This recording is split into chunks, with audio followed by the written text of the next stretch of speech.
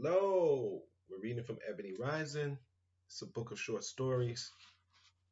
And I haven't gotten into another regular book because I just wanted to do something a little lighter, some short stories, because we were on the verge of moving, but that's been stalled.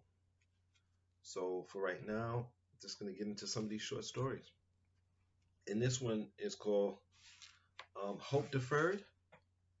Hope Deferred. Let's see if we can finish it out. Maybe. He was revolving all these plans in his mind one Saturday night. It was at the hour when business was dull, and he leaned against the window and sought entertainment from the crowd on the street. Saturday night, with all the blare and glare and garishness dear to the heart of the middle class provincial of smaller cities, was holding court on the city streets.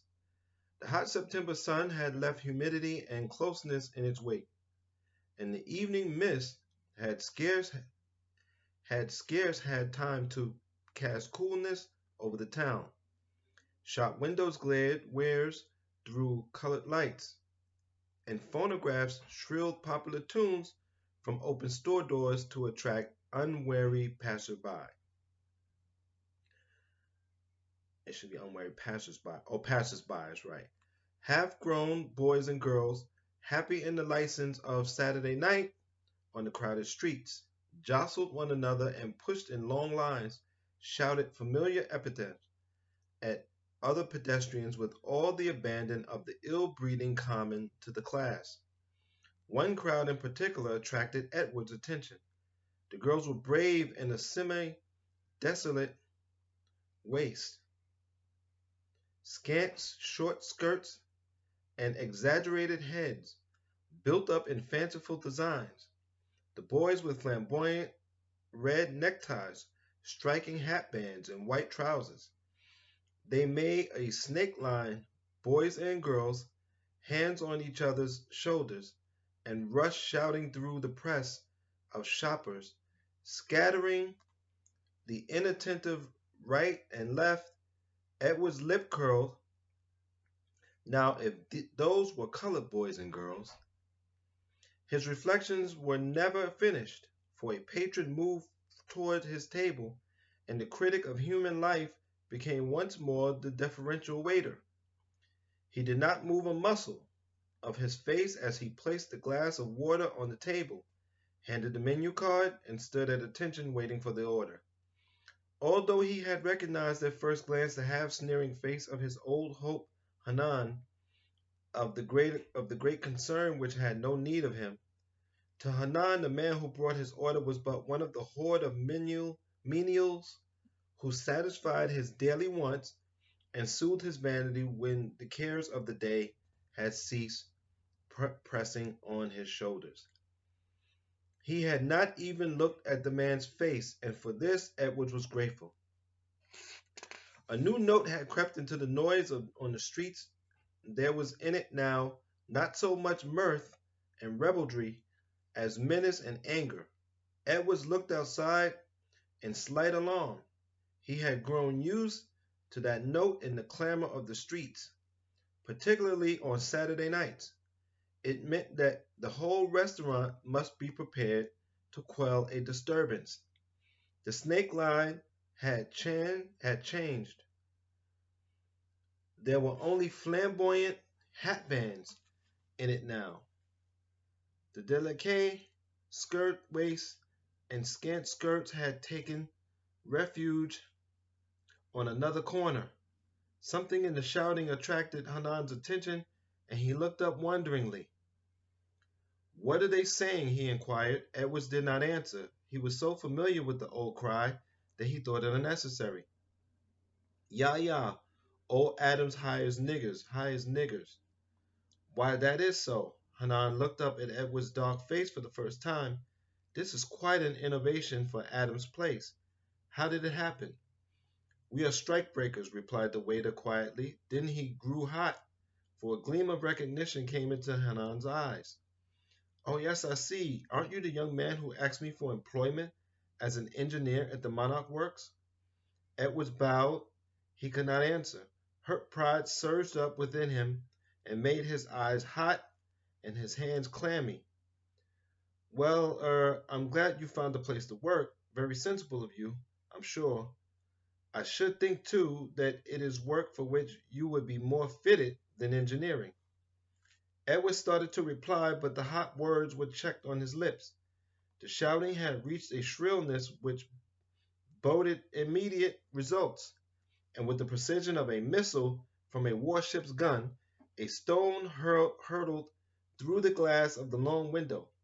It struck Edward's hands, glanced through the dishes on the tray, which he was in the act of setting on the table, and tipped half its contents over on Hanan's knee. He sprang to his feet angrily, striving to brush the debris of his dinner from his immaculate clothing, and turning angrily upon Edwards. That is criminally careless of you, he flared, his eyes blazing in his pallid face. You could have prevented that. You're not even a good waiter, much less an engineer. And then something snapped in the darker man's head.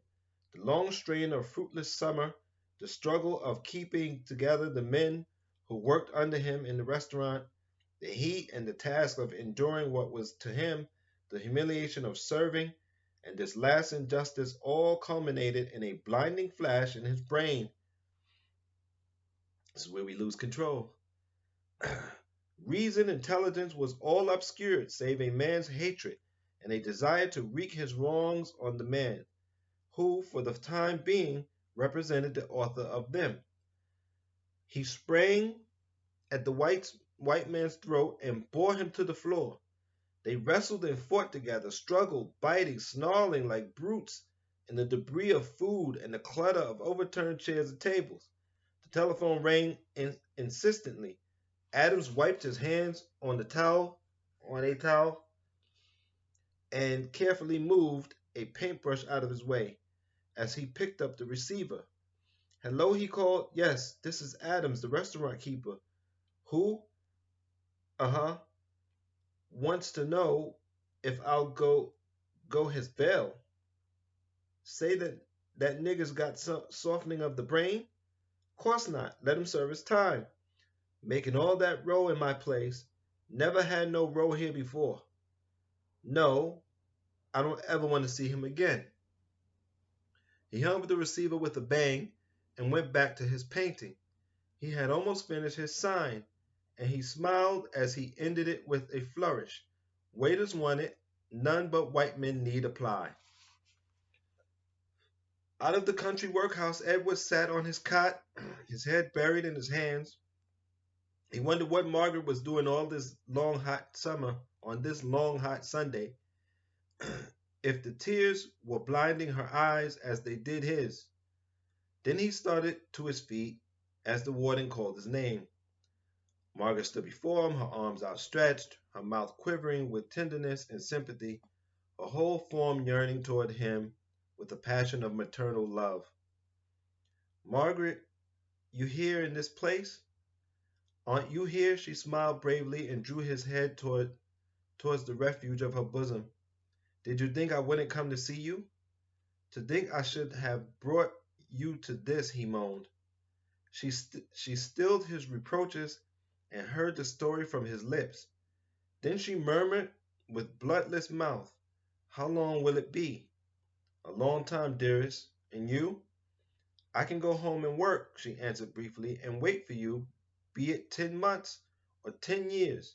And then they started into each other's eyes, or they stared into each other's eyes like frightened children. Suddenly his form straightened up, and the vision of his ideal irradiated his face with hope and happiness. And then, beloved, he cried, then we will start all over again somewhere. I am needed. Somewhere in this world there are wanted dark-skinned men like me to dig and blast and build bridges and make straight the roads of the world. And I am going to find that place with you. She smiled back trustfully at him. Only keep true to your ideal, dearest, she whispered, and you will find the place. Your window faces the south. Louis, look up and out of it all the while you are here. For it is there, in our own Southland that you will find the realization of your dreams. And that was Hope Deferred. It's really, it's really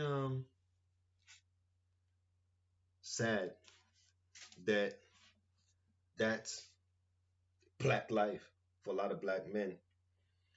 No matter how much we try, how much training we get, we still end up in poverty. The one thing that I will say in the last few years is this internet. This thing has helped us to use more of our skills when the systems make no place for us. But we can only keep going with your support. So thank you for your support and take care of your mind, take care of your body, and be safe.